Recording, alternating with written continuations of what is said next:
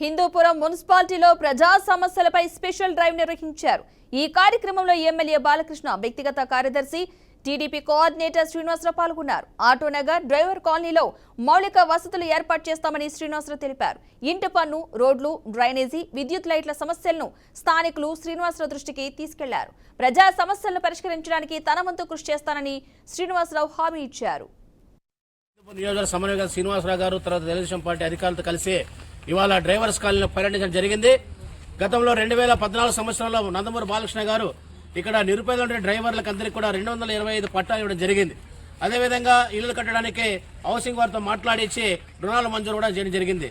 తర్వాత క్రమేపీ గత వైసీపీ ప్రభుత్వంలో 5 సంవత్సరాల కాలంలో ఈ కాలనీని పట్టించుకొని నాతలు లేకపోయేసరికి ఇక్కడ రోడ్లు కూడా లేవు. ఏ ఇంటికి కూడా ఇంటికి సంబంధించినటువంటి పనులు వేయడం లేదు. మౌలిక వసతులు అస్సలు కల్పించలేదు.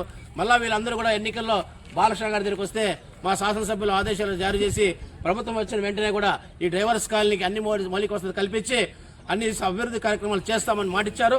ఆ మాట నిలబెట్టుకున్న ప్రకారంగా ఇవాళ మా సమన్వయకర్త శ్రీనివాసరావు గారు పార్టీ నాయకులు అధికారులతో కలిసి కమిషనర్ గారితో అధికారులతో వచ్చి ఈ కాలనీలో పర్యటించి ఎక్కడైతే ఇంటి పట్టాల్లో ఇంటి పన్నులు వేయలేదో అని ఇమ్మీడియట్లీ కమిషనర్ గారి ఆధ్వర్యంలో ఇవాళ ఇంటి పన్నులు వేయడం జరిగింది.